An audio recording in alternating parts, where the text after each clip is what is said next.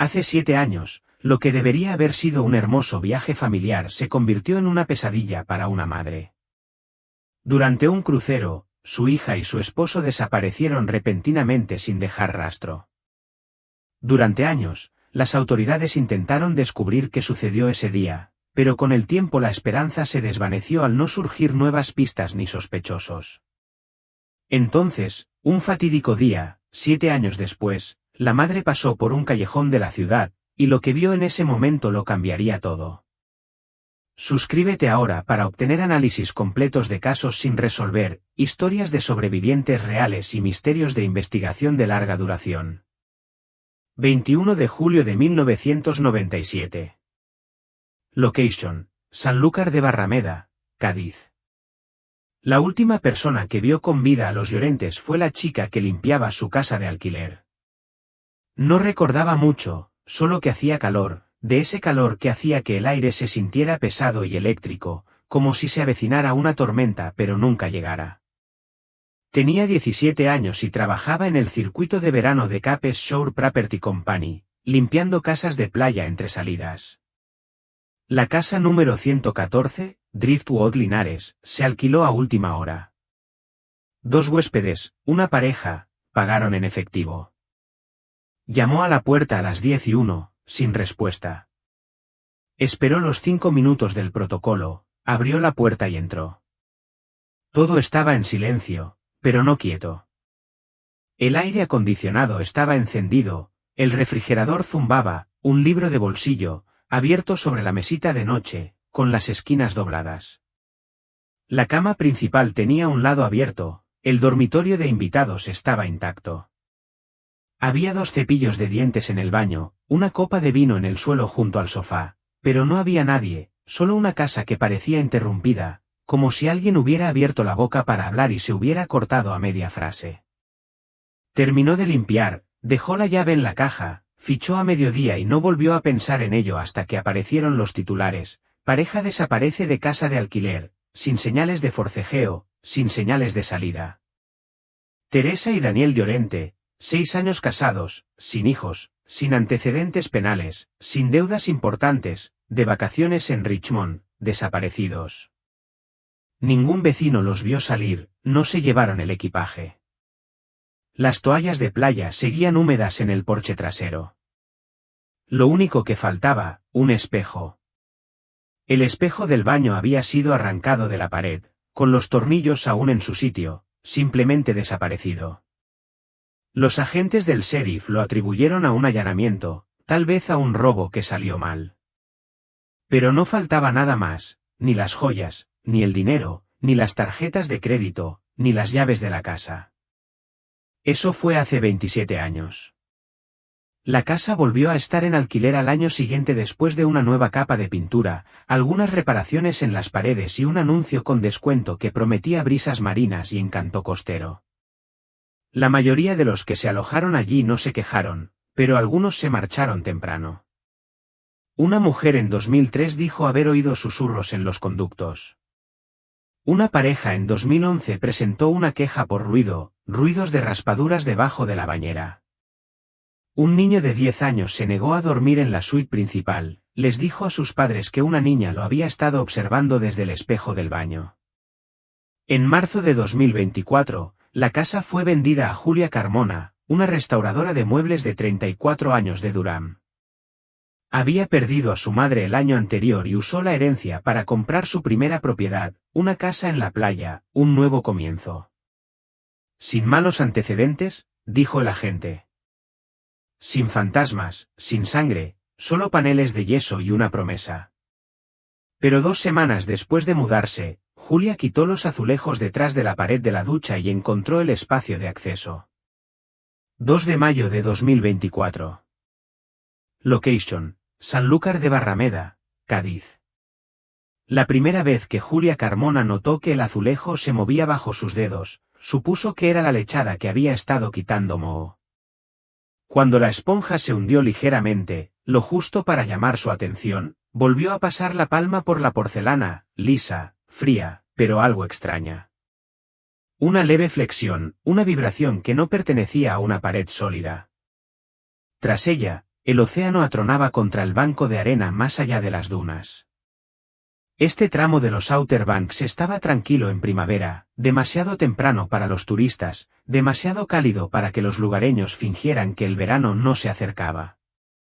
El viento que entraba por la ventana rota del baño traía el penetrante olor a sal y un leve olor a descomposición del pantano cercano.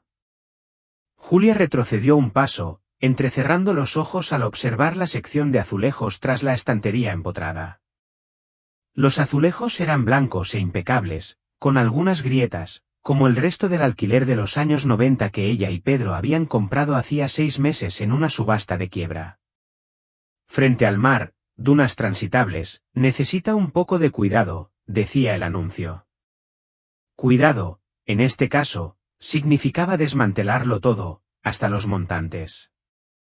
Tomó su teléfono de la encimera del lavabo y le tomó una foto al azulejo, por si necesitaba enseñársela al contratista más tarde. Pero mientras lo hacía, sintió un cosquilleo en el estómago. Volvió a presionar los nudillos contra el azulejo. «No eres normal», le susurró a la pared. Desde el pasillo, se oyeron pasos. «Jules», llamó Pedro, llegó el fontanero. «No», dijo, dejando la esponja en el borde de la bañera. «Además, creo que tenemos una pared falsa». Pedro apareció en la puerta, con el pelo polvoriento por haber quitado el aislante del ático. Todavía llevaba puesta la sudadera verde de Clemson que ella había amenazado con quemar más de una vez. ¿Pared falsa? Julia señaló la baldosa con la cabeza. Se flexiona. Pedro se metió en la ducha, golpeó el azulejo con los nudillos y frunció el ceño. El sonido era inconfundiblemente hueco. Bueno, dijo, o la casa intenta comunicarse o estamos ante un remiendo mal hecho. Ella le dio el destornillador del lavabo. Averiguémoslo. Tardaron 30 minutos en quitar los azulejos, 2 capas de yeso desmoronado y el panel de contrachapado húmedo que había detrás. El espacio que se vio no era grande, quizás de 1 metro de fondo por 2 de alto, encerrado por vigas y décadas de polvo. Julia apuntó la linterna de su teléfono hacia el interior. Al principio no vio más que un desastre de aislamiento y clavos oxidados. Entonces, su luz se fijó en algo cerca de la esquina inferior, tela pálida, sucia, parcialmente destrozada. Metió la mano y tiró con suavidad. Se soltó con un suave desgarrón. Era una camisa abotonada, descolorida hasta un azul polvoriento, rígida por el tiempo y el polvo. Algo en la forma en que estaba arrugada, el borde roto, los hilos desgarrados, le revolvió el estómago. Apuntó con la linterna más abajo, arañazos, largas y curvas hendiduras en los paneles de madera, profundas, marcas de uñas. Pedro se inclinó sobre su hombro. «¿Es sangre?» No respondió, solo se quedó mirando el punto cerca de la esquina donde algo metálico reflejó la luz. Metió la mano, con dedos temblorosos, y lo que salió fue una pulsera de dijes, de esas que una mujer podría haber usado a mediados de los 90. Una delicada cadena de plata con una pequeña estrella de mar, una chancla y un corazón grabado con 3 letras, TL. Julia le dio vueltas en la palma de la mano. Ahora estaba caliente por su piel, inconfundiblemente personal. Susurró, «Pedro, esto no era un almacén». Miró la pared, luego las baldosas del suelo, y luego a ella. «Dios mío», dijo en voz baja, «había alguien ahí dentro». 2 horas después, la casa estaba rodeada de luces azules intermitentes. El detective Rubén Rivera estaba de pie en el baño principal, con las manos en las caderas, observando el espacio de acceso mientras 2 agentes forenses con trajes Tifec terminaban de fotografiar el interior. Era alto, de hombros anchos, con una espesa cabellera canosa recogida en una cola de caballo corta. Tenía los ojos entrecerrados, pero alerta, y cuando hablaba, lo hacía con la serena precisión de quien no tiene ningún interés en malgastar palabras. «Caso Llorente», dijo casi para sí mismo. Julia, todavía con vaqueros manchados de pintura y una sudadera con capucha, estaba de pie junto a la puerta del baño, con los brazos cruzados. ¿Qué caso? Rivera se volvió hacia ella. Teresa y Daniel Llorente desaparecieron de esta casa en 1997. Turistas de Richmond, Huelva. El dueño del alquiler los denunció como desaparecidos cuando no se marcharon, el coche seguía en la entrada, la ropa en el armario, la ducha abierta. Julia tragó saliva. ¿Qué les pasó? Se encogió de hombros. Esa es la cuestión, no hay señales de lucha, ni señales de entrada forzada, simplemente desaparecida. De repente sintió más frío. ¿Crees que este espacio de acceso? Rivera regresó al pasillo, sacando una pequeña bolsa con cierre de su chaqueta. Dentro, la pulsera con dijes, sus iniciales eran TL, Teresa Llorente, dijo. Esta pulsera se mencionó en el informe original. La llevaba la noche que desaparecieron. Pedro apareció detrás de Julia, pálido. ¿Y ahora qué? La mirada de Rivera pasó del brazalete con dijes a Julia, luego a la cavidad abierta en la pared que tenían detrás. Ahora, dijo, cabemos. Si el resto de ese espacio está intacto, y esa sangre pertenece a uno de ellos, esta casa acaba de convertirse en la escena de un crimen. Se giró hacia uno de los forenses. Tendremos que escanear las paredes adyacentes, tomar una muestra térmica y buscar huecos irregulares. Si hay un espacio de acceso, podría haber otros. Al atardecer, la casa ya estaba sellada. Julia y Pedro estaban al borde de las dunas mientras el equipo de la escena del crimen recogía sus pertenencias para la noche. La brisa traía el olor a sal y algo más, el tenue toque cobrizo de sangre vieja. Julia miró fijamente la casa, su casa ahora, forrada con cinta amarilla. Pedro la rodeó con el brazo. ¿Estás bien? Ella asintió lentamente, pero su voz era monótona. Esa baldosa guardó un secreto durante casi 30 años. Volvió a mirar la ventana del baño. ¿Qué clase de secreto? No respondió de inmediato, pero mentalmente vio los arañazos en la madera, la camisa rota, el brazalete, y supo que lo que había sucedido allí no había sido solo un accidente. Fue deliberado. Controlado. Alguien los había atrapado allí, y tal vez alguien los había observado. 3 de mayo de 2024. Sanlúcar de Barrameda, Cádiz. A la mañana siguiente del descubrimiento, la casa ya no les pertenecía. Julia se quedó de pie tras la barricada policial, con el café enfriándose en la mano, mientras una furgoneta blanca de la unidad forense entraba marcha atrás en la entrada. Otra ya estaba allí, con cajas de equipo apiladas en el césped, cables de extensión arrastrándose por la arena, trípodes y escáneres entrando uno a uno. La casa parecía menos una reforma y más la escena de un crimen de un documental de Netflix. Las palabras, Unidad de Casos sin resolver, Provincia de Cádiz, estaban escritas con plantilla en el lateral del vehículo del investigador principal. El detective Rivera salió. No llevaba uniforme, solo vaqueros, una cazadora oscura y la expresión que evocaba 30 años de ver lo peor de la humanidad y aún así presentarse a trabajar. Le hizo un gesto con la cabeza al acercarse. ¿Segura que no quiere esperar en otro sitio?, preguntó. Estaremos aquí todo el día. Julia negó con la cabeza. Quiero saber qué encuentras. Rivera bebió de su termo. ¿Creciste por aquí? Número Chapel Hill, dijo. Mi esposo y yo compramos la casa para renovarla. Pensábamos alquilarla en Airbnb para el verano, pensamos que sería una actividad secundaria divertida. Asintió lentamente y luego se giró hacia la casa. ¡Qué bienvenida! El espacio de acceso era más grande de lo que parecía a primera vista. Una vez que el equipo de Rivera rompió el panel interior y retiró el aislamiento podrido, se reveló una cavidad con forma de caja de aproximadamente 1,5 metros de profundidad que se extendía a lo largo de la pared del baño principal. Dentro, el equipo forense había encontrado más que solo la camisa y el brazalete que Julia descubrió, habían sacado 2 largos cabellos castaños atrapados en una telaraña cerca de la viga superior, un peine de plástico rosa roto por la mitad, una chancla, blanca descolorida con un estampado de conchas, y, lo peor de todo, profundos arañazos horizontales en la madera, compatibles con uñas humanas. Un agente midió el espacio y golpeó las paredes con una varilla hueca de plástico. Hay ecos detrás del otro extremo, dijo. Podría ser un vacío secundario. Rivera asintió. Escanéalo. Un radar portátil de penetración terrestre fue llevado al baño con ruedas, su escáner en forma de plato apuntando a las paredes restantes.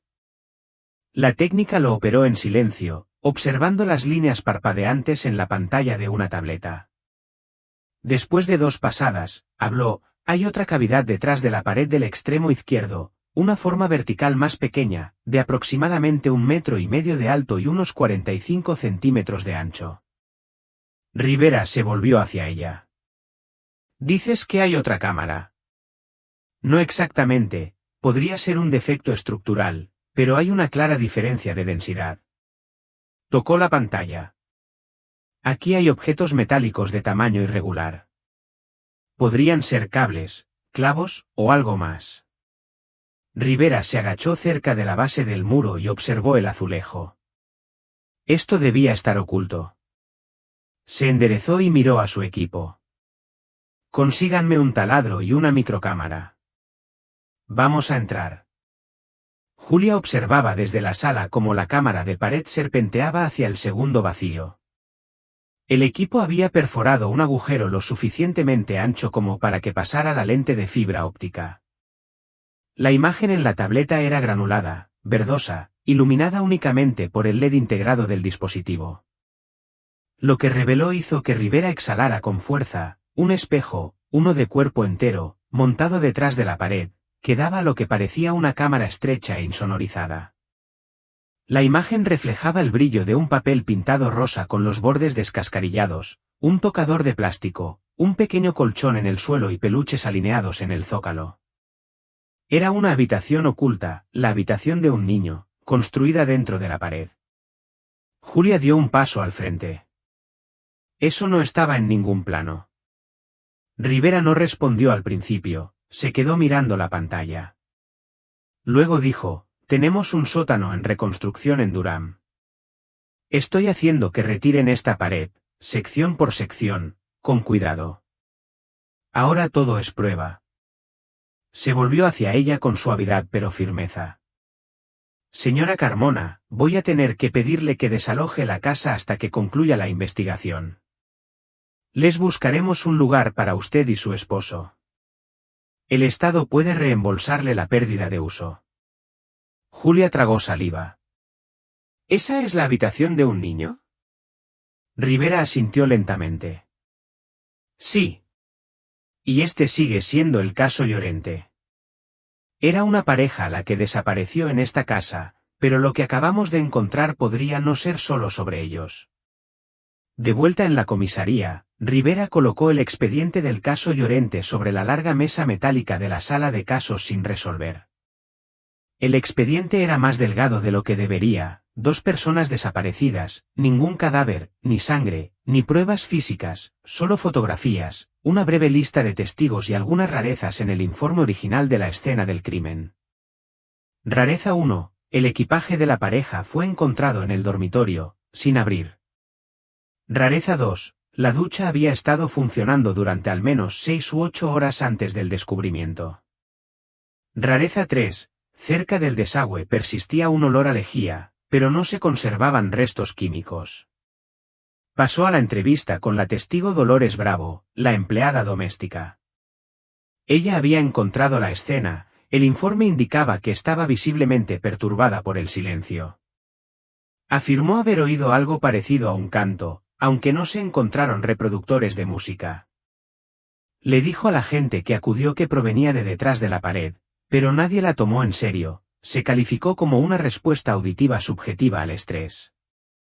Rivera anotó, entrevista a Dolores Bravo, reevaluar la credibilidad del testigo.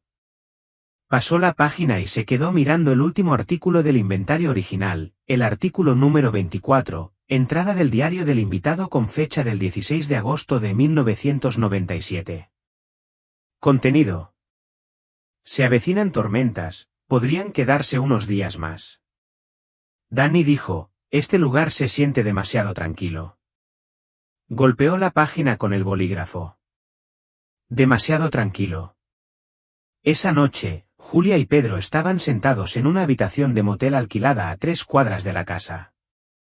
Ninguno hablaba mucho. Julia había descargado el boletín de personas desaparecidas de 1997, estudió la foto de Daniel y Teresa Llorente en su teléfono. Parecían felices, él con una sonrisa torcida, ella sosteniendo un helado y riendo. La típica pareja que deja cajas de postales y recuerdos, no casos sin resolver. Hizo zoom en la muñeca de Teresa, la pulsera estaba allí, los mismos dijes, las mismas iniciales. Pedro miró por encima de su hombro. «¿Esa es?» Ella asintió. Él dudó, y luego preguntó lo que ninguno de los dos se había atrevido a decir en voz alta, «¿Crees que murió ahí, en la pared?» Julia no respondió directamente, pero después de un momento susurró, «No creo que estuviera sola». 4 de mayo de 2024. Sanlúcar de Barrameda, Cádiz. Dolores Bravo no había limpiado una casa en más de 15 años, pero recordaba el alquiler de Llorente como si fuera ayer. El detective Rivera la encontró en la residencia de ancianos de Kitty Hawk, apartamento 2B, con ventanas en las esquinas traseras que daban a la marisma. Un bastón descansaba junto a su sillón reclinable con motivos florales, y su mesa de centro estaba llena de crucigramas y números atrasados del Reader's Digest.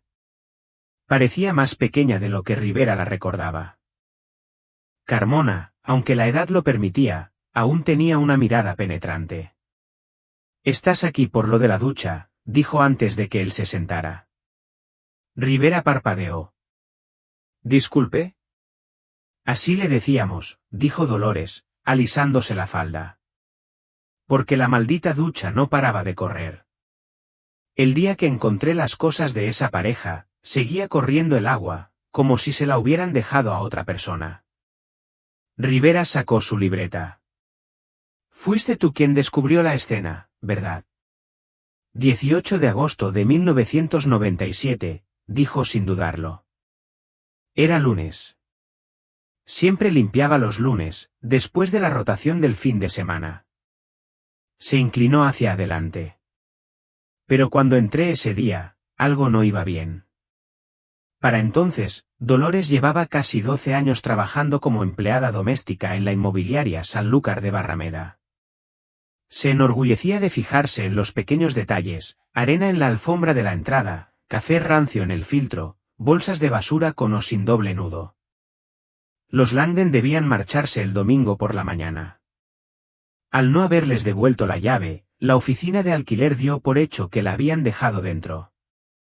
«Aparqué delante y vi que el coche seguía ahí», dijo Dolores. «Ford Taurus, matrícula de Huelva. Pensé que quizás se habían quedado dormidos o que necesitaban salir tarde». Usó su llave maestra para abrir la puerta. «Y en cuanto entré», dijo en voz baja, «supe que no estaban». Rivera garabateó una nota. «¿Por qué estabas tan seguro?» La mirada de Dolores se desvió hacia la ventana. «Estaba demasiado tranquilo», dijo, como si eso lo explicara todo. Rivera esperó. El aire acondicionado estaba apagado. El radiorreloj del dormitorio no funcionaba. Pero la ducha hizo una pausa, con la voz entrecortada. La ducha estaba abierta, y no de forma normal. Llevaba horas abierta. Todo el baño olía a vapor y lejía, como si alguien hubiera intentado limpiar algo. Rivera preguntó, «¿Viste sangre?» «No», negó con la cabeza. Ni sangre, ni cristales rotos, ni muebles volcados. Pero las botellas de champú estaban volcadas. Una de las toallas estaba retorcida, como si alguien la hubiera escurrido con pánico. Me froté las manos lentamente, como si intentara quitarme algo. ¿Y el espejo?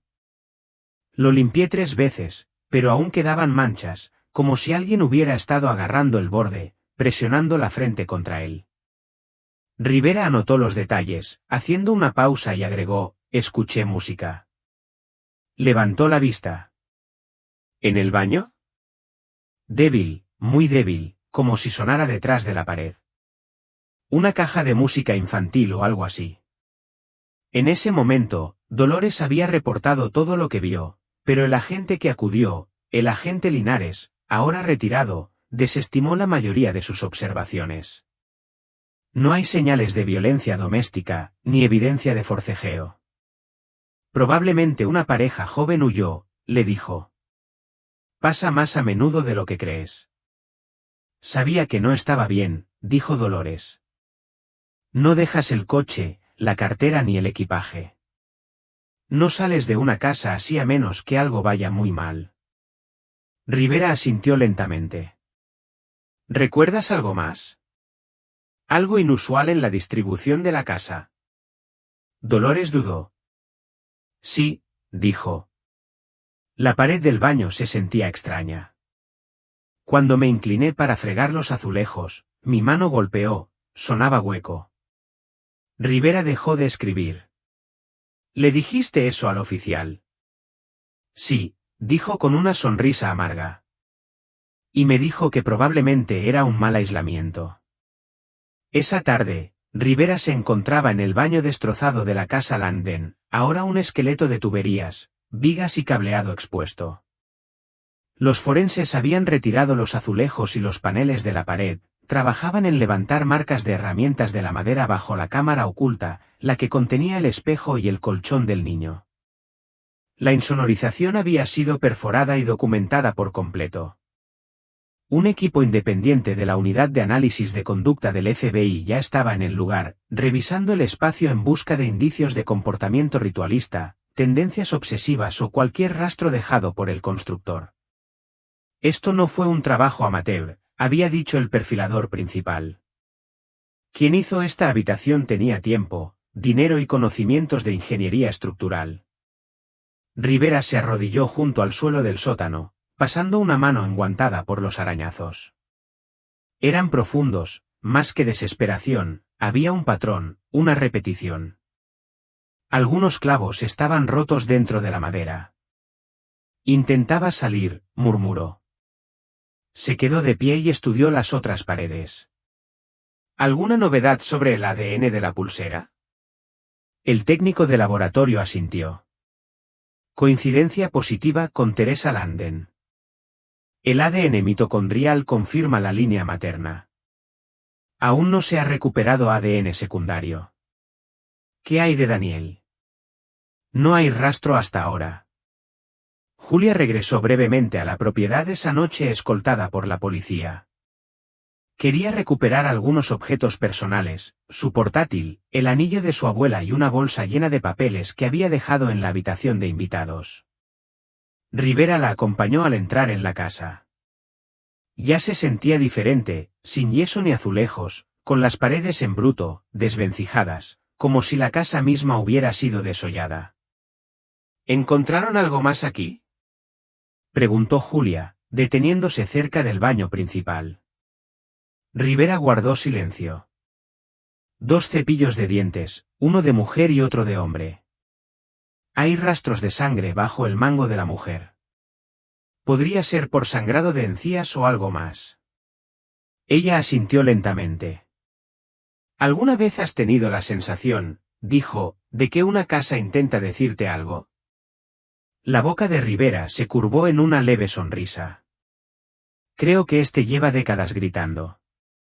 Más tarde esa noche, en una sala tenue del archivo del condado, Rivera se encontró con un fragmento del pasado que jamás esperó que volviera a aparecer, el contrato de alquiler de los Landen, recuperado de un registro de microfichas escaneado.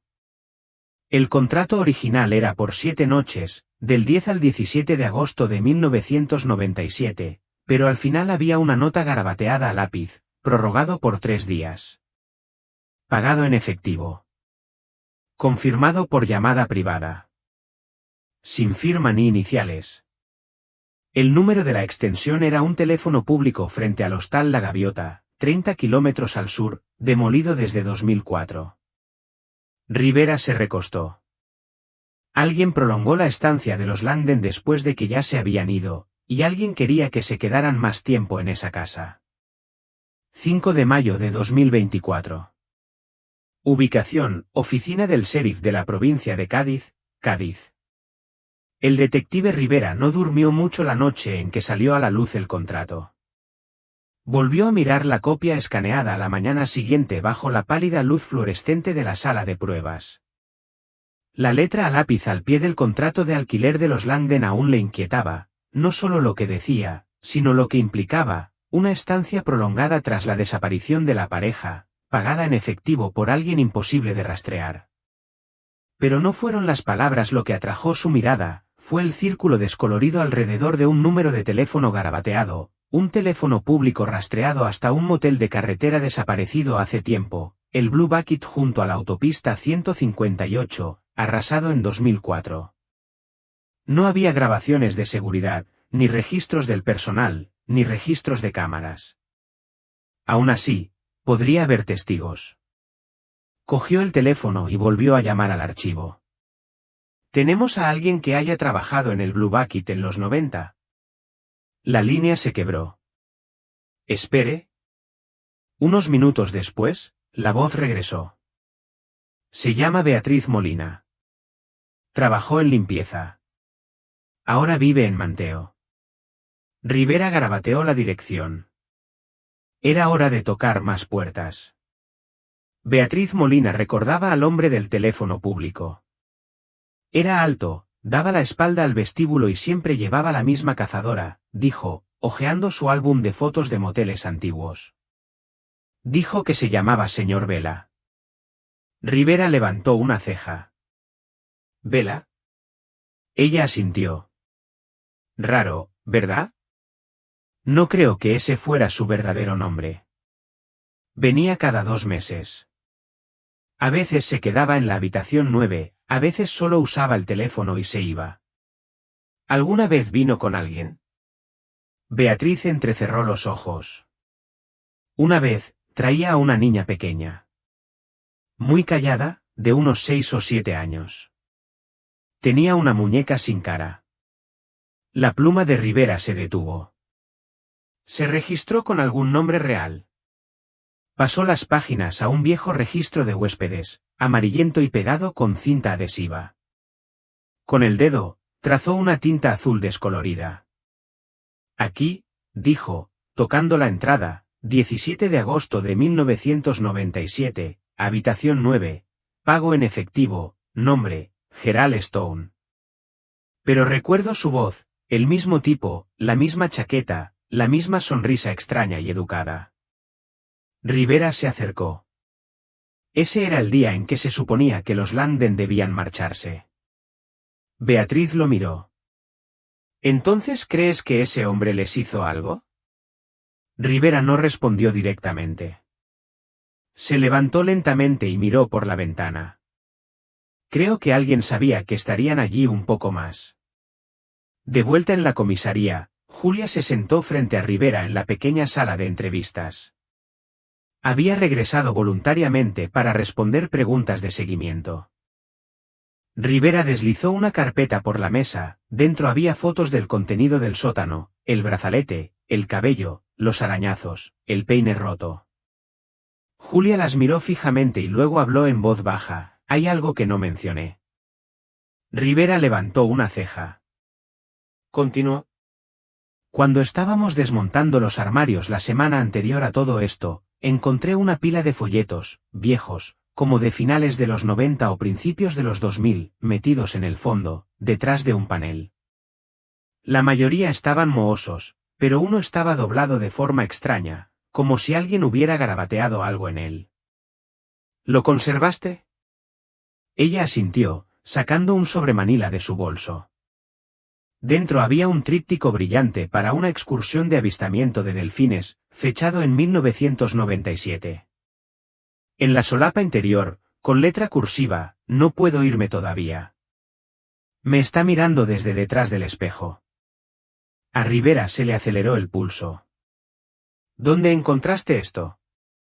En la cocina, detrás de los estantes de la despensa. Pensamos que solo eran trastos viejos.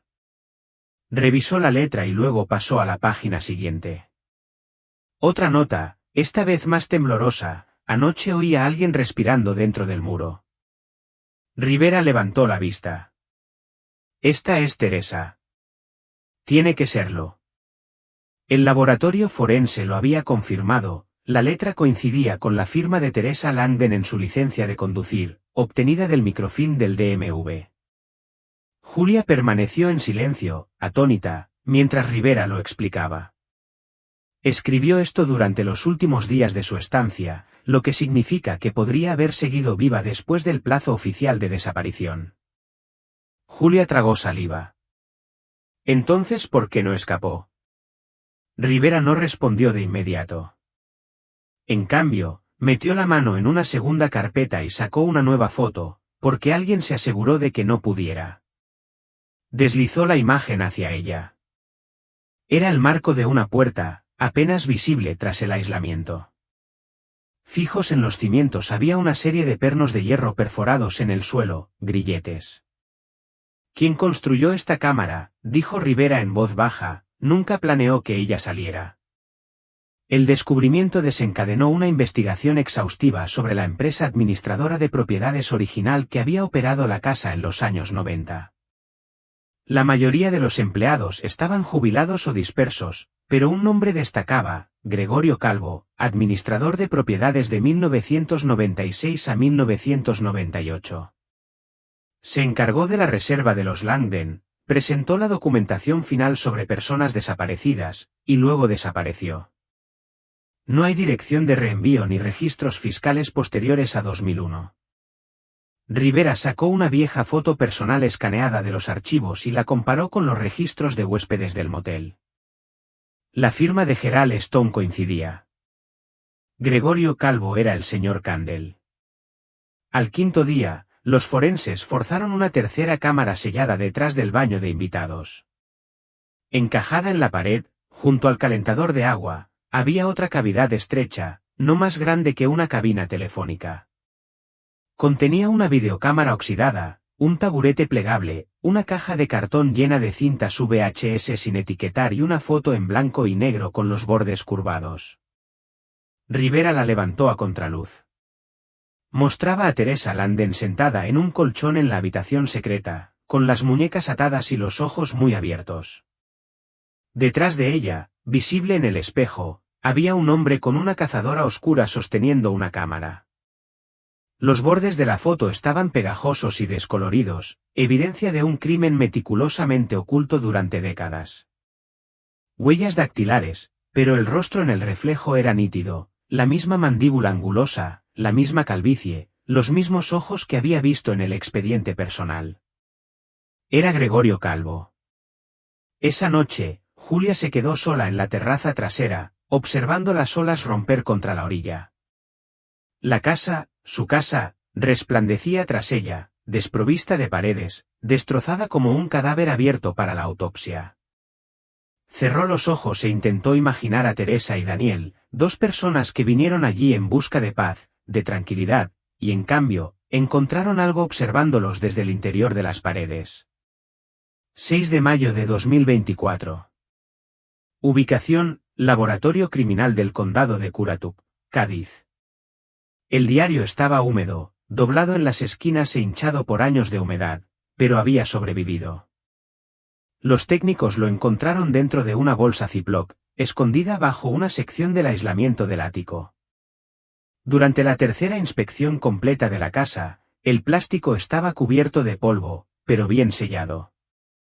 Dentro, una pequeña libreta con estampado floral, deformada pero intacta, tenía una etiqueta en la primera página, escrita con cuidado en cursiva: Teresa Lynn Llorente, agosto de 1997, alquiler en Sanlúcar de Barrameda, nuestra detective de luna de miel.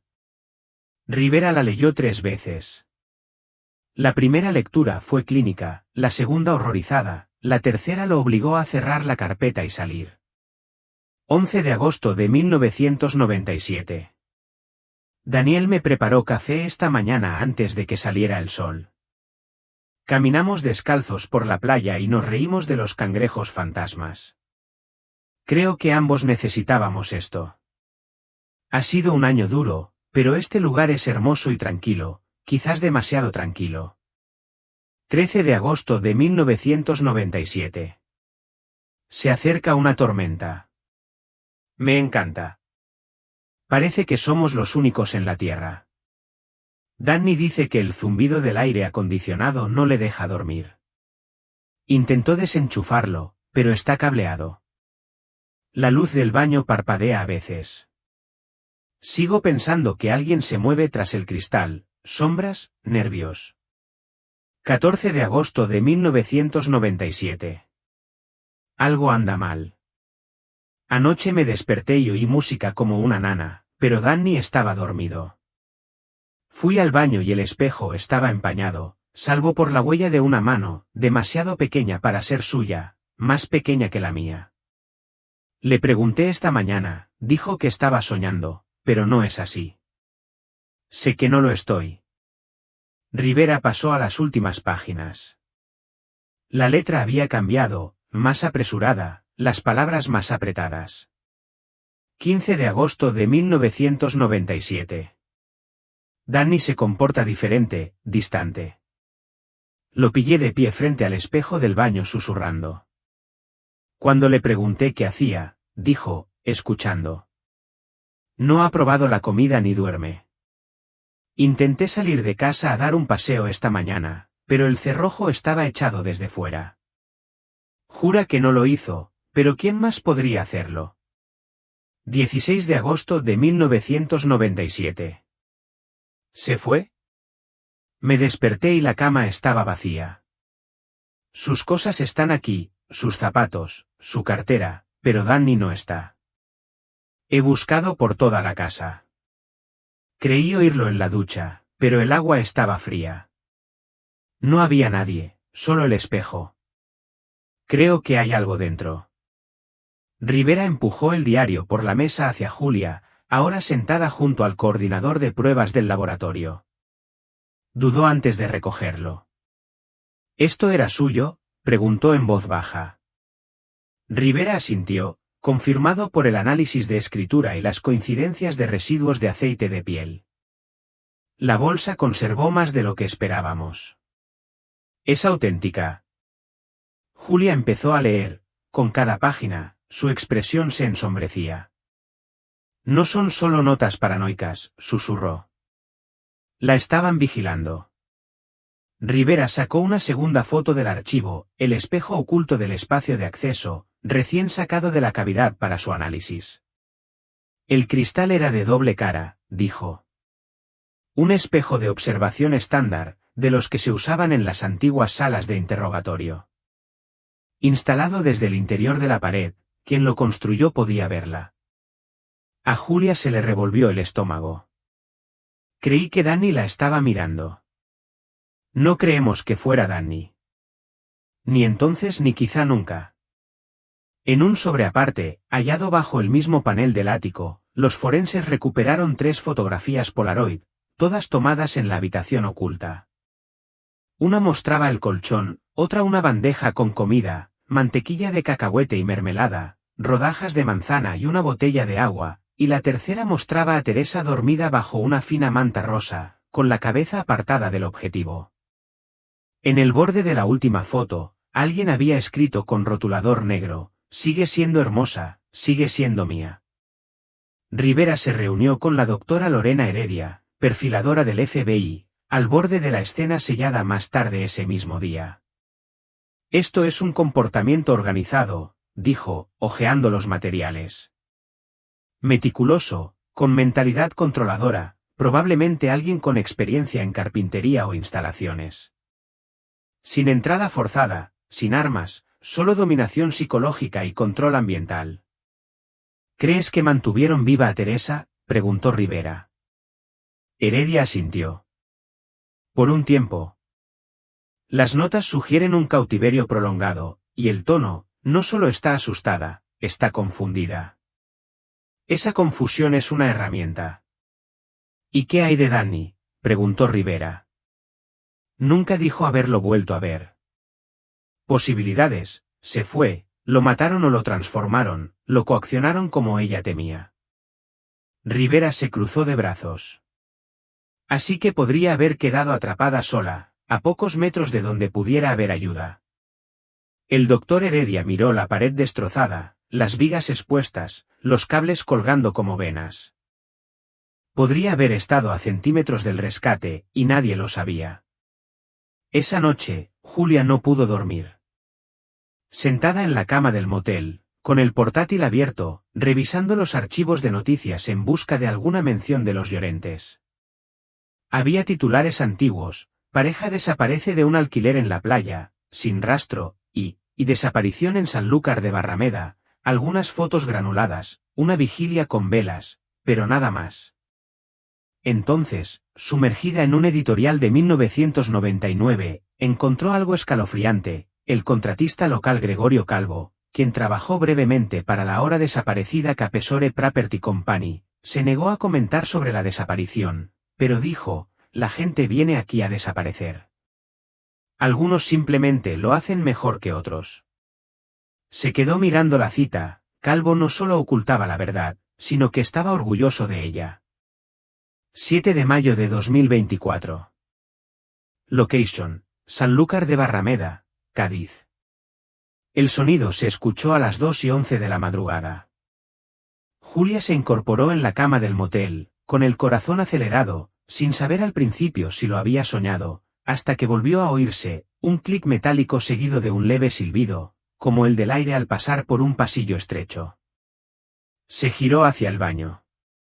La rejilla de ventilación del lavabo vibraba. Pedro se movió a su lado. ¿Qué es?, preguntó. No respondió, solo se quedó mirando la rejilla metálica ranurada, esperando a que se moviera de nuevo. Pero no lo hizo. Aún así, se levantó de la cama, cruzó la alfombra descalza y se paró en el borde de la bañera para alcanzarla. No estaba suelta, ni siquiera estaba bien sujeta.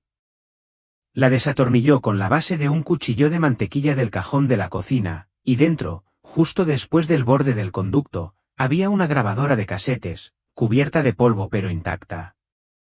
A la mañana siguiente, se lo llevó a Rivera. Él examinó el dispositivo con guantes, notando la corrosión y la fragilidad del carrete de cinta. Pero cuando puso pilas a nuevas y pulsó el botón de reproducción, el carrete giró. Un siseo, luego el suave golpe de unos pasos, y luego la voz de una niña: «Sigo aquí». Julia sintió un escalofrío. Rivera subió el volumen. La cinta volvió a crujir, y luego se oyó una voz de hombre, baja, tensa, pero familiar.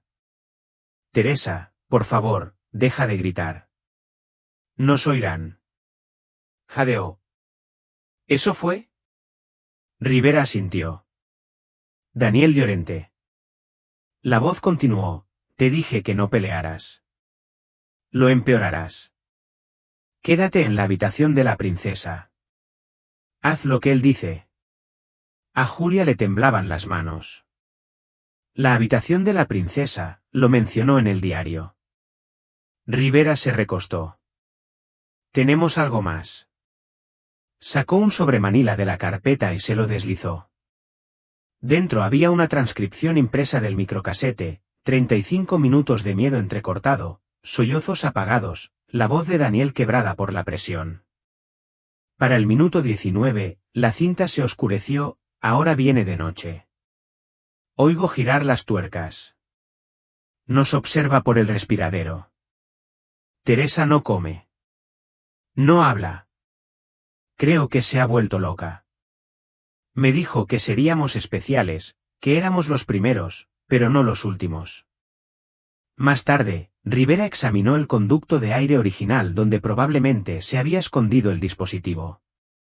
El espacio de acceso detrás del baño principal conectaba con una elaborada serie de retornos de aire, algunos tapados, otros desalineados lo suficiente como para ocultar objetos en su interior. Encontraron 2 casetes más, uno virgen, el otro con un mensaje en bucle: «Ahora perteneces a la casa». El exterior no es real. La voz era lenta, suave, casi hipnótica, diseñada para tranquilizar, un captor que fingía ser un cuidador. En el laboratorio forense, surgió un descubrimiento de la fuente más antigua y analógica, una solicitud de permiso de obra de Sanlúcar de Barrameda de 1997, presentada a la Capesore Property Company, firmada por Gel. Título del proyecto: Ampliación de la ventilación del baño Unidad 7. Las notas estaban escritas a mano. Rivera las leyó 2 veces. Instalar rejilla de ventilación con doble función de ventilación y acceso para la vista. Espejo opcional. Espuma insonorizante a lo largo de las vigas. Instalar estante para reproducción detrás de la rejilla de retorno. Julia se inclinó. No era solo una trampa, susurró. Era un montaje. Más tarde ese mismo día, Julia pidió volver a entrar en la casa.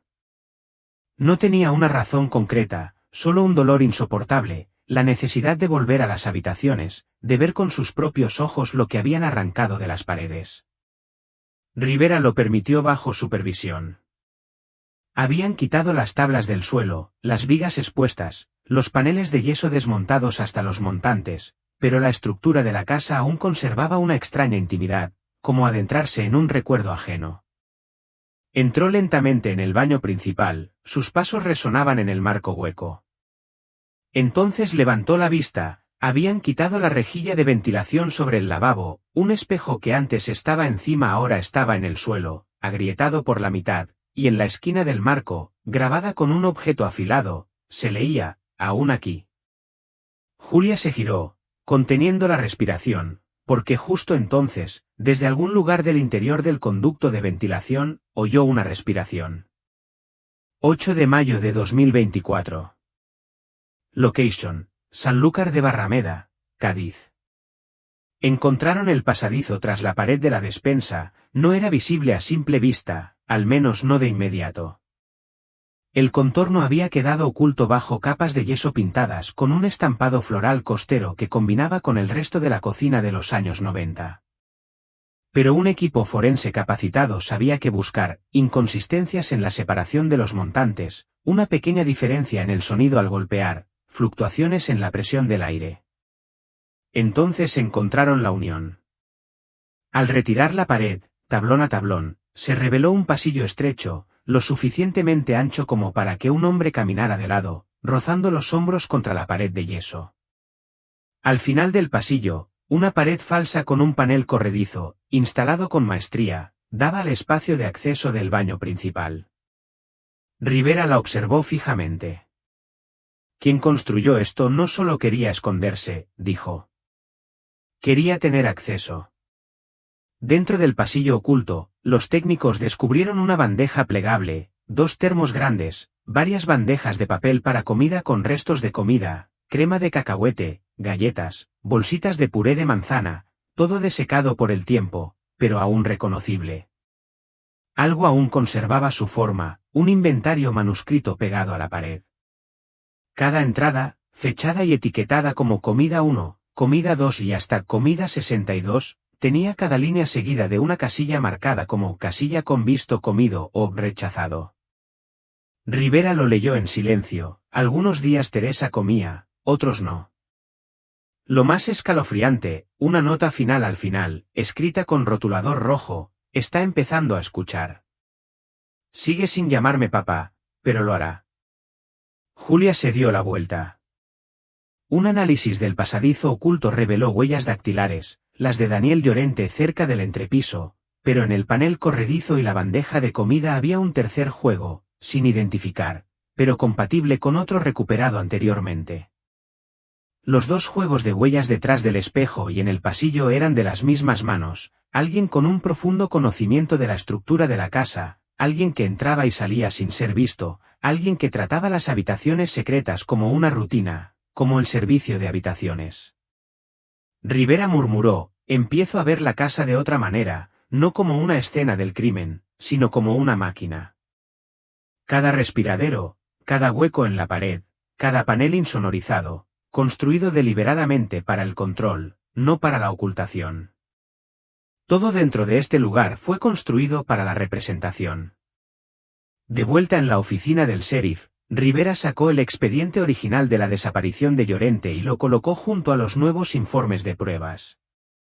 Había una pequeña nota en la transcripción de la entrevista de 1997 que nunca había tenido sentido. La ama de llaves de Lila Bond había dicho: el refrigerador estaba vacío excepto por una cosa, una bandeja de papel envuelta en plástico, justo en el centro, como si alguien la hubiera puesto ahí a propósito. En ese momento, se supuso que se trataba de comida para llevar del servicio de habitaciones, pero ahora Rivera sospechaba lo contrario. Ordenó que volvieran a analizar la bandeja. Dentro del viejo envoltorio de plástico, conservado en los pliegues de una servilleta, el laboratorio encontró un rastro de fibra rosa brillante que no había estado presente en ningún otro lugar de la cocina. Sintético, idéntico a las fibras del colchón de la habitación de la princesa. Lo habían trasladado del sótano al exterior del refrigerador, un mensaje o un error. Más tarde ese mismo día, Ria entrevistó a la asistente del administrador original de la propiedad, Melanie Sykes, quien había trabajado para Capesore Property Company de 1995 a 1998. Parecía nerviosa cuando le mostró la antigua foto del personal de la empresa. «Ese es Greg», dijo, señalando. «Greg Calvo. Él me contrató, me dio mi primer trabajo de oficina». «¿Lo conocías bien?», preguntó Rivera. «La verdad es que no», dijo ella. «Era reservado, tenía muchos proyectos personales. Una vez me pidió que llevara una caja de azulejos a la casa de alquiler, la de Driftwood Linares». «Esa es esta casa», dijo Rivera. «¿Qué tipo de azulejos?», dudó. «Cerámica rosa», dijo. Estaba remodelando el baño para una renovación temática. Dijo que a los invitados les gustaba la fantasía. Rivera la miró fijamente. ¿Entraste alguna vez? No, siempre me esperaba afuera. Me decía que dejara las provisiones en la entrada. Esa noche, se trajo un equipo de perros rastreadores de cadáveres para realizar un barrido completo de la propiedad, en particular de los cimientos y el espacio bajo la casa, cerca de la viga de soporte noroeste. Uno de los perros dio señales. Se tomaron muestras de suelo duro. El Yorradar reveló algo pequeño, de 2 metros de largo por 60 centímetros de ancho, con una densidad irregular. La excavación comenzó al amanecer. A las 8:40 de la mañana, descubrieron una cuna infantil envuelta en plástico, enterrada bajo 60 centímetros de arena compactada y trozos de madera contrachapada. Dentro de la cuna, huesos pequeños, desarticulados, probablemente de una mujer. El antropólogo forense habló en voz baja: «Estos no son de Teresa, son demasiado pequeños. Son de una niña, de unos 5 o 6 años, podrían ser mayores, dependiendo de la desnutrición». Rivera se quedó en silencio. «Entonces tenemos otra víctima». De vuelta en el motel, Julia permaneció despierta. No podía dejar de pensar en la bandeja de comida, las notas, las casillas marcadas: comido, rechazado, comido, rechazado. No solo registraba su comportamiento, era un registro de sumisión, alguien poniendo a prueba la voluntad de Teresa, midiendo su sumisión, manipulándola a través del hambre, la privación, el aislamiento psicológico, y ahora tal vez haciendo lo mismo con una segunda víctima. Se incorporó y miró la casa por la ventana del motel. Desde allí, era solo una sombra al borde de las dunas, pero juró haber visto movimiento en el respiradero superior. 9 de mayo de 2024. Ubicación: Condado de Currituck, Grandaddy, Cádiz. El hostal La Gaviota había desaparecido hacía tiempo. En su lugar se alzaban un dólar general y una tienda de vapeo. El letrero aún estaba torcido por una tormenta reciente. El motel había sido demolido en 2004 tras repetidas violaciones del Código de Seguridad y rumores, fugas, robos, una chica desaparecida de la habitación 9, pero el lugar aún lo recordaba. Rivera se encontraba en el estacionamiento junto a un historiador del condado, sosteniendo un plano escaneado de 1996. La unidad 9 daba al este, tenía 2 respiraderos, una ventana y un armario con espejo remodelado en 1997. Ese mismo año, Gregorio Calvo se alojó allí bajo el alias Gerald Stone, 3 veces, 2 solo, una vez con un niño desconocido. Los registros del motel registraban al niño como K. Linares, de 6 años. No se encontró apellido en los registros, ningún tutor lo confirmó. Rivera se volvió hacia el historiador. ¿Tiene fotos de la habitación? Ella asintió y sacó una página plastificada. La imagen mostraba una habitación sencilla y descolorida por el sol, con el papel pintado agrietado y un televisor analógico atornillado a la cómoda. Pero allí, escondido en la esquina, sobre la rejilla de ventilación, había algo pequeño y negro, una lente oculta. Rivera se inclinó. ¿Es eso lo que creo que es? La mujer asintió. Una cámara espía barata, solían venderlas en Radio Shack. La mayoría de los moteles instalaban cámaras de verdad por seguridad. Esta no estaba en el plan oficial, ni siquiera conectada a la recepción.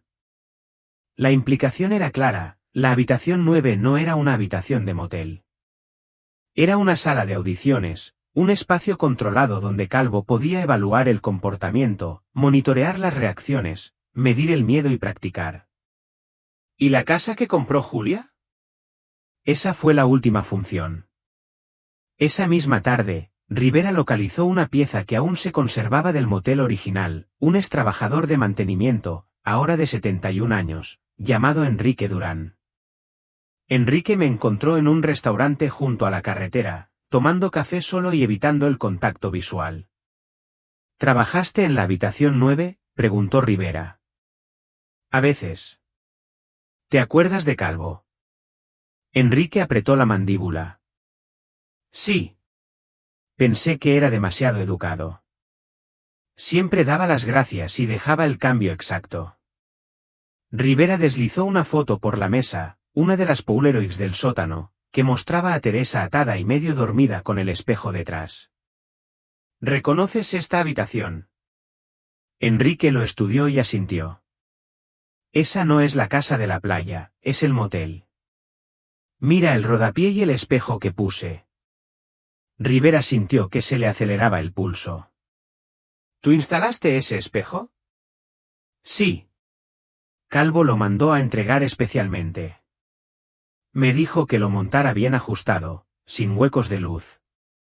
Dijo que era para su proyecto como invitado.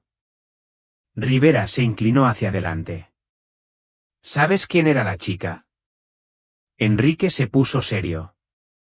No respondió. En cambio, metió la mano en su chaqueta y sacó un sobre manchado y doblado. No me enorgullezco de esto, dijo, pero cogí algo antes de que demolieran el lugar. Lo encontré debajo del fregadero. Se lo entregó. Dentro del sobre había una foto en blanco y negro. Mostraba a una niña, de unos 6 o 7 años, sentada con las piernas cruzadas en la cama del motel. Su rostro estaba girado, borroso por el movimiento. Sostenía una muñeca de tela sin rostro y miraba fijamente al espejo. En el reverso se leía, K aprende rápido. Lo intentaremos de nuevo si esto falla. Rivera lo miró fijamente. La primera víctima no fue Teresa, sino una sustituta. De vuelta en el laboratorio forense, el equipo forense analizaba el alijo de cintas VHS de Calvo, recuperadas tras la pared del baño de invitados. Había más de 60, la mayoría sin etiquetar, algunas dañadas por el agua, otras conservadas como trofeos, meticulosamente guardadas y etiquetadas con fechas y símbolos crípticos. Rivera se reunió con el técnico jefe en la sala de visualización segura. La primera cinta se abrió con estática, luego una toma de cámara en mano de una mujer de unos 30 y pocos años, encadenada a una cama de metal en la habitación de la princesa. Con el cabello húmedo y el rostro aturdido. A su lado, una voz masculina susurraba instrucciones, ahora sonríe. Saluda a la cámara. Di que estás feliz. Di que este es tu nuevo hogar. La mujer no respondió. Su voz no cambió de tono. Puedes complicar esto más de lo que ya es. Rivera detuvo la cinta. ¿Qué fecha fue? El técnico revisó la fecha y hora. 19 de agosto de 1997, 2 días después de que Teresa fuera reportada como desaparecida. Más tarde, Julia estuvo con Rivera en el interior de su baño, sin paredes ni espejo, solo vigas y la herida irregular donde antes estaba el espacio de acceso. Esto nunca fue una casa, dijo. Era un estudio. Rivera asintió. Creado para el rendimiento, diseñado para el silencio. Cada respiradero era un ojo, cada espejo una ventana unidireccional. La voz de Julia bajó. Y nadie lo sabía, nadie miró, corrigió. Dieron por sentado que los Llorentes se habían ido. Dieron por sentado que Teresa había huido. Pero no lo hizo. Esperó. Estaba justo aquí. 10 de mayo de 2024. Location: Sanlúcar de Barrameda, Cádiz. Encontraron el plano sellado dentro de una cavidad en la pared, envuelto en una funda impermeable detrás del armario de herramientas. No era solo un esquema de construcción. Era un mapa de control.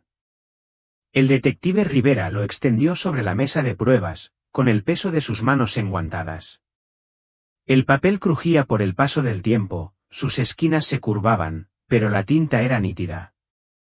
Líneas negras delineaban la distribución original de la casa, superpuestas por gruesas anotaciones rojas dibujadas con rotulador. Cada anotación contaba una historia. Relaciones Públicas marcó un rectángulo en la esquina noreste, habitación de la princesa, escondida entre vigas estructurales. M va apuntando hacia un falso retorno de ventilación, vista de espejo. F rodeó un túnel de arrastre, con una línea escrita debajo, entrada de alimentación solo gateando. Julia estaba de pie a su lado, mirándolo con incredulidad. Esto no fue renovado, dijo. Fue diseñado. Rivera asintió. Todo, de adentro hacia afuera. En una esquina, alguien había esbozado un tosco diagrama de una figura humana tumbada, rodeada de paredes. Debajo, una sola palabra: aceptación. Se contrató a un ingeniero estructural para examinar los pasadizos ocultos. Confirmó lo que Rialla sospechaba: las modificaciones fueron intencionales, no renovaciones. Se reforzaron las entradas ocultas, se ensancharon los conductos de aire y se añadió una segunda capa de aislamiento para amortiguar el movimiento. Nunca había visto nada igual, dijo. Esto está fuera del confinamiento militar, dijo el ingeniero. No solo está oculto, sino que está diseñado para el silencio, una fortaleza de terror insonorizada. El siguiente descubrimiento se produjo bajo las tablas del suelo del dormitorio de invitados. Al retirar una sección de madera deformada, el equipo forense descubrió una caja de seguridad metálica, cerrada por el óxido. Dentro había 3 cintas de casete sin etiquetar, un libro infantil descolorido titulado Buenas noches princesa, un dibujo en crayón de una niña con forma de palito dentro de una caja rotulada Yo y una cinta para el pelo, rosa, todavía anudada, con sangre en un extremo. Las cintas se priorizaron para la restauración digital. La primera mostraba imágenes de la casa en construcción, Gregorio Calvo caminando con un portapapeles, señalando las vigas y dando órdenes a los trabajadores fuera de pantalla. La segunda cinta era diferente. Mostraba a un niño, de unos 5 o 6 años, sentado en un colchón dentro de la habitación oculta, el mismo colchón que luego usaron para Teresa, las mismas paredes rosas, el mismo espejo. Una voz tras la cámara susurró: «Di tu nombre». La niña negó con la cabeza. «Dilo. Di que perteneces aquí». La niña se miró al espejo y susurró: «Soy Catalina». Rivera se quedó paralizado. «¿Catalina?» El mismo nombre aparecía en el reverso de la foto del motel. El ADN extraído de la cinta coincidía con el caso de una niña desaparecida en Huelva, En 1996, Kathleen Linares, de 6 años, reportada como desaparecida tras ser secuestrada en el estacionamiento de un supermercado. Su caso se había estancado en menos de 2 semanas, sin pistas ni sospechosos. Rivera se quedó mirando la imagen de la cinta VHS, congelada en su rostro. Catalina había sido la primera. Teresa, la segunda. La casa tenía 2 tumbas, y tal vez más. Julia regresó más tarde ese mismo día bajo control de acceso. Caminó lentamente entre los restos de la casa, con los brazos cruzados sobre las costillas. Cada crujido del suelo le parecía una respiración. Cada viga expuesta le recordaba que no se trataba de una reforma cualquiera. En el baño de invitados, descubrieron algo más, un conducto oculto detrás del botiquín, que conectaba con un vacío en forma de caja. Allí se habían tirado objetos usados, ropa usada, envoltorios de comida, utensilios rotos. Pero había algo que no se había deteriorado, una fotografía Polaroid envuelta en papel de seda. Mostraba a Teresa, con los ojos abiertos y la mano apoyada en el espejo. En el reverso, en tinta roja, aún se resiste. Quizás necesite un reemplazo. En la sede, Rivera repasó la cronología. Catalina Linares fue secuestrada en 1996 en Norfolk, Huelva. Gregorio Calvo se mudó a Sanlúcar de Barrameda ese mismo año. Teresa Llorente desapareció en 1997. La casa se vendió en 1999 tras la desaparición de Calvo. La propiedad permaneció inactiva hasta 2023. Pero el vacío que atormentaba a Rivera llegó después, no se habían recuperado cuerpos, solo huesos. Contempló la cuna desenterrada del sótano, la que contenía restos del tamaño de un niño. Nunca encontramos a Teresa, dijo en voz alta. Solo a Catalina. Julia levantó la vista de los planos. ¿Y dónde está? Registraron las paredes de nuevo con imágenes infrarrojas y térmicas. Finalmente, detrás de una tubería de desagüe sellada bajo la viga del suelo del baño principal, encontraron un tubo de PVC sellado enterrado horizontalmente en la losa. Dentro había otro casete VHS etiquetado final de TL 11 de mayo de 2024. En el laboratorio criminal del condado de Currituck, Rivera observaba la pantalla en silencio. Julia y el resto del equipo forense, reunidos tras un cristal unidireccional, hacían lo mismo mientras la cinta se ponía en movimiento. La imagen parpadeó y luego se enfocó en un espejo roto y empañado. Detrás de él había un hombre, con la mitad del rostro oscurecido por la sombra, pero la voz era inconfundible.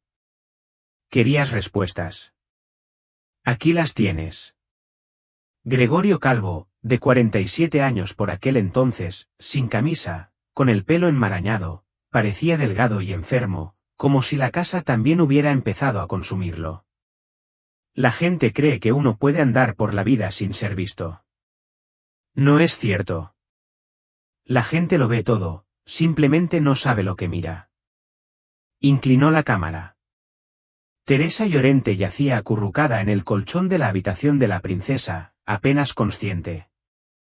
Dejó de luchar hace 2 días. Dejó de preguntar por Daniel, dejó de preguntar por la playa. Ahora escucha, pero no creo que esté lista. La cámara volvió a enfocar a Calvo. Construí esta casa para ellos, pero la gente no aprecia lo que les das, hasta que es demasiado tarde. Caminó hacia la cámara y ajustó el enfoque. Esta será mi última entrada. La cinta se quedó estática durante 6 segundos, y luego volvió la visión en blanco y negro, Calvo de pie en el entrepiso, hablando a la lente. La encerré, la alimenté, la instruí. Sigue sin llamarme padre, pero dejó de gritar. ¿Ya basta? Otro corte.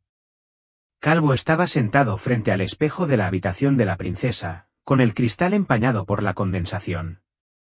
Se pasó un cuchillo por la palma, dejando que la sangre se acumulara en su mano.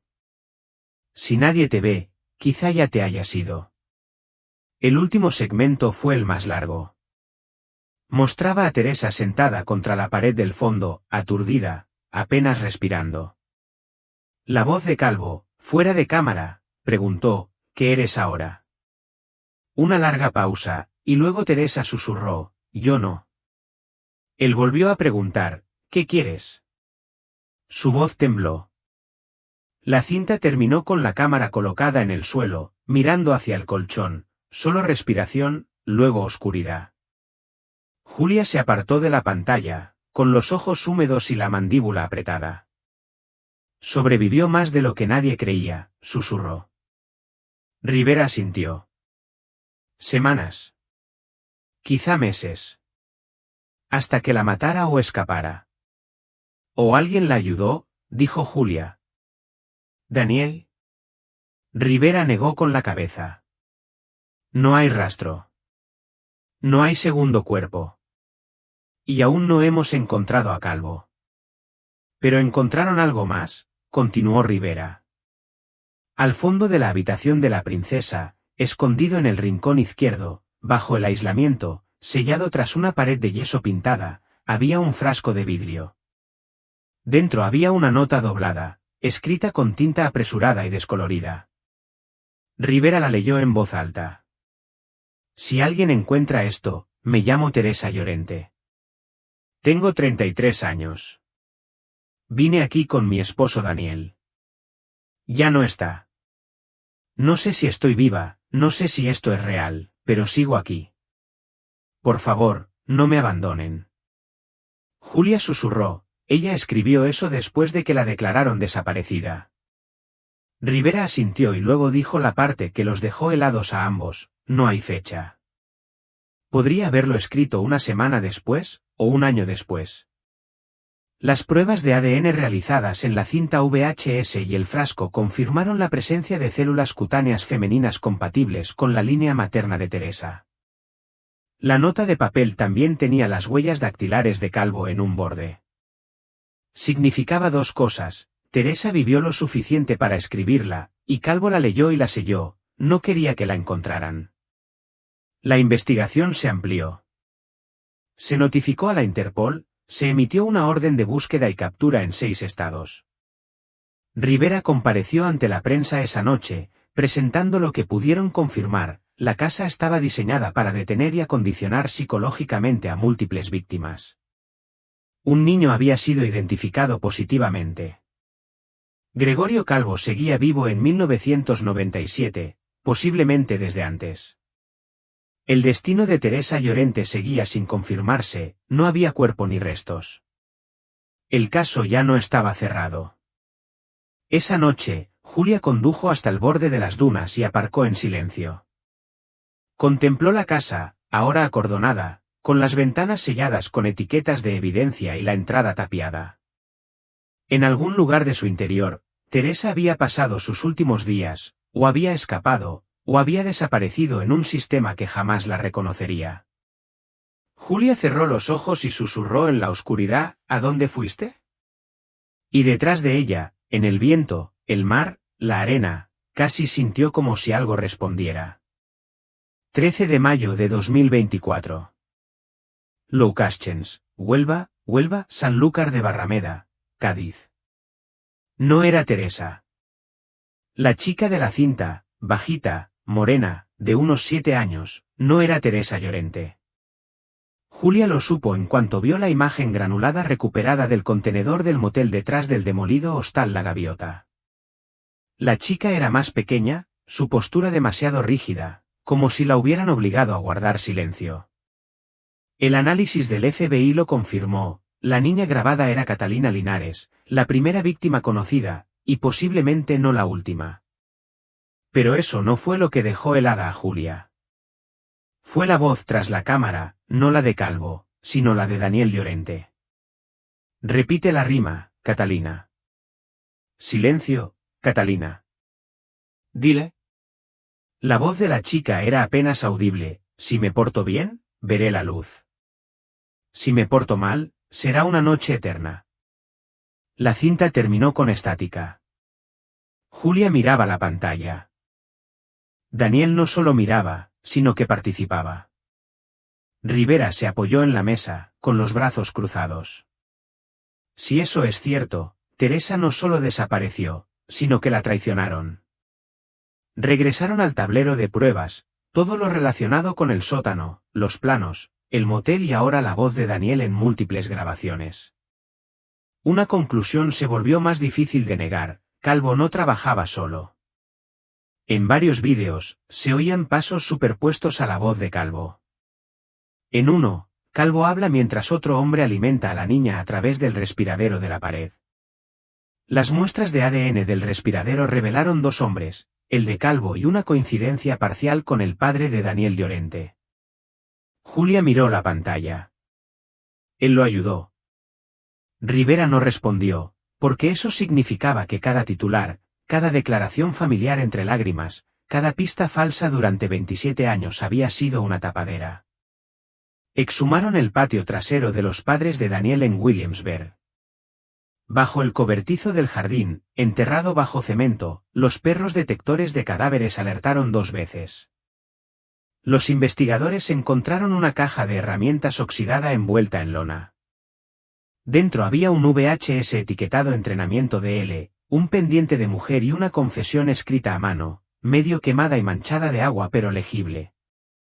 Al principio le dije que no, pero ella no me escuchó. Y él dijo que podíamos ayudarla, que era mejor que el mundo. Dijo que estábamos formando un hogar. No pensé que dejaría de hablar, y luego lo hizo. Firmado, Daniel Llorente. Julia no lloró, solo miró la página, luego la casa. Ahora parecía más pequeña, menos un monstruo y más un mausoleo, construido por 2 hombres. Calvo construyó las habitaciones, Llorente construyó la historia. Juntos, construyeron la mentira. Rivera se sentó a su lado. Lo encontraremos. Ella no lo miró. ¿Cuál? A las 4:11, llegó un aviso de una residencia de ancianos en Huelva Beach. Un anciano había fallecido la semana anterior, no tenía identificación, ni familiares, ni historial médico. Pero entre sus pertenencias había un juego de dibujos, todos de la misma habitación, paredes rosas, una sola rejilla de ventilación, sin ventanas. Al pie de cada página, TL sigue esperando. Rivera y Julia llegaron al anochecer. Las huellas dactilares del hombre estaban quemadas, el reconocimiento facial no fue concluyente. Pero en su armario había un solo objeto andrajoso, un muñeco de trapo sin rostro, con un solo ojo de botón, el mismo que se ve en las viejas fotos del motel.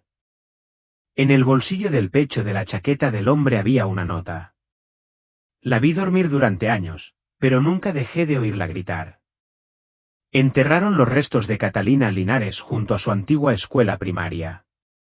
Acudieron decenas de personas, Julia leyó el panegírico mientras Rivera permanecía al margen de la multitud. Todavía no había rastro de Teresa, ni cuerpo, ni avistamientos, ni rastro.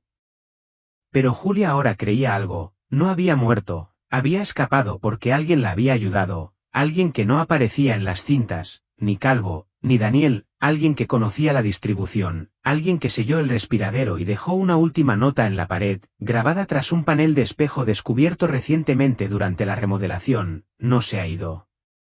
Salió. Y no volverá. 14 de mayo de 2024.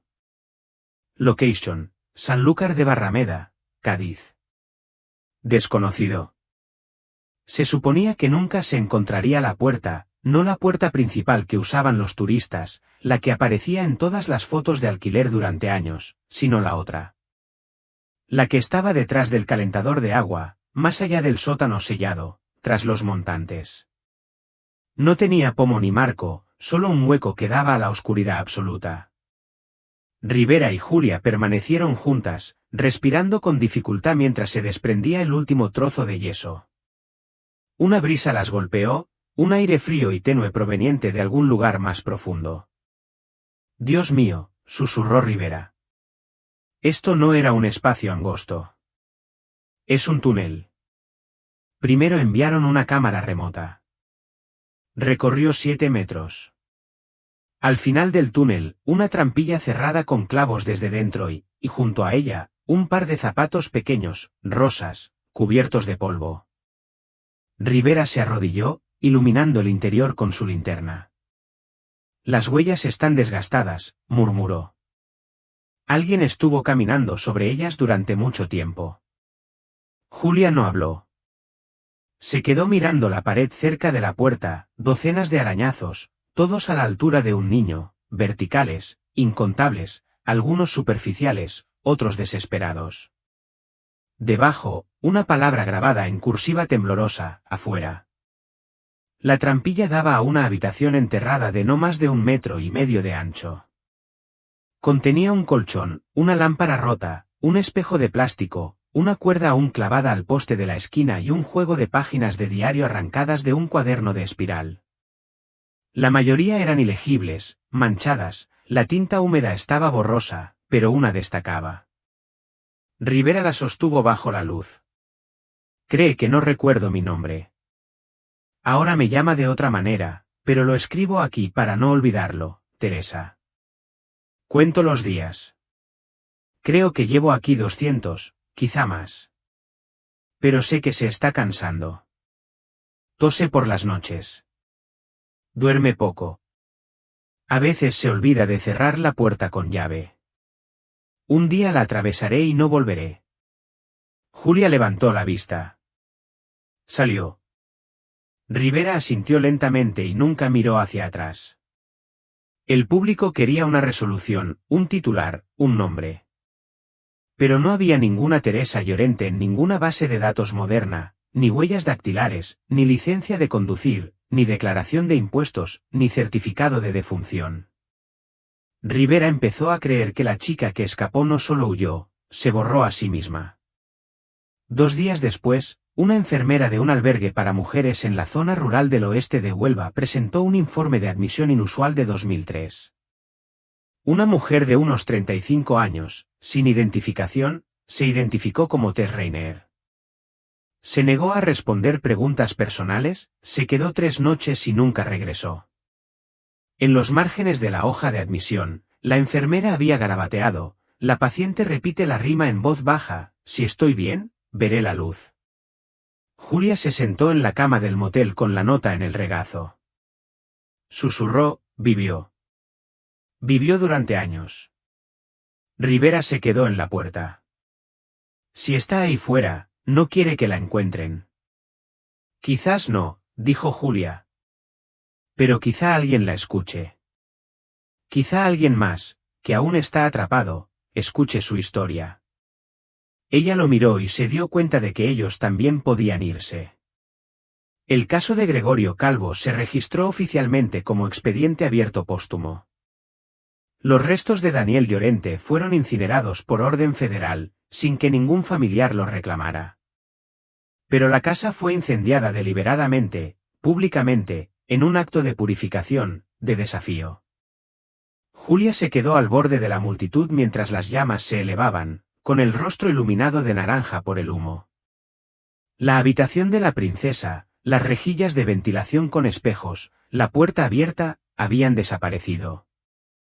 Más tarde, regresó a la orilla, no para olvidar, sino para recordar. Traía consigo una cinta, rosa, desteñida, manchada de sangre. La soltó en la rompiente. Las olas la recogieron lenta y silenciosamente. Susurró solo 2 palabras antes de darse la vuelta y alejarse, eres libre. 4 de junio de 2024.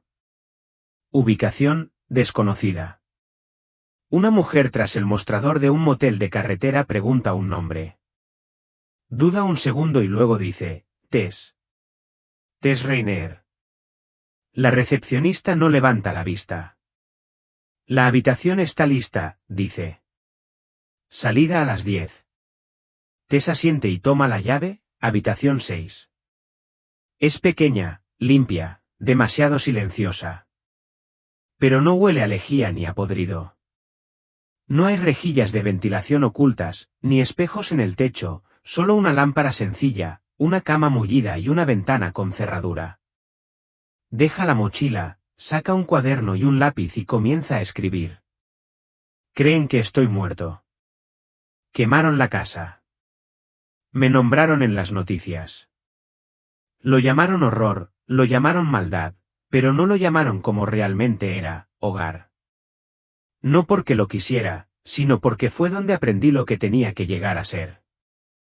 Hace años que no usa su verdadero nombre. Lo enterró en la oscuridad, igual que lo enterró a él, Gregorio Calvo, no en una tumba, sino en silencio, en la negación, en el recuerdo. A veces ves su rostro, en las ventanas, en las sombras, en la gente que camina demasiado despacio o dice, Padre, demasiado bajo. Pero ahora sabe que esa voz nunca fue suya. La recuperó y ya no la pronuncia en voz alta. Viaja de pueblo en pueblo, no se queda mucho tiempo, deja cosas, notas en sótanos de iglesias, números de teléfono en Biblias de moteles, dibujos en vestíbulos de albergues. Siempre lo mismo, una chica de pelo largo sentada en una habitación rosa, mirándose al espejo. A veces escribe almohadilla debajo. A veces simplemente. Usted no está solo. En una biblioteca a 2 condados de distancia, una niña encuentra un dibujo de Tess pegado en la parte trasera de un cubículo de baño. Reconoce la habitación, es la que aún sueña. Toma el dibujo, lo esconde en su mochila y no habla de él durante semanas. Luego lo hace, y todo vuelve a empezar. Tess se sienta en la cama de la habitación 6 y termina su entrada en el diario. Luego arranca la página, la dobla en 3 y la desliza debajo del colchón. Algún día alguien la encontrará. O tal vez no. Pero no importa, porque Tess Reiner ahora tiene una regla.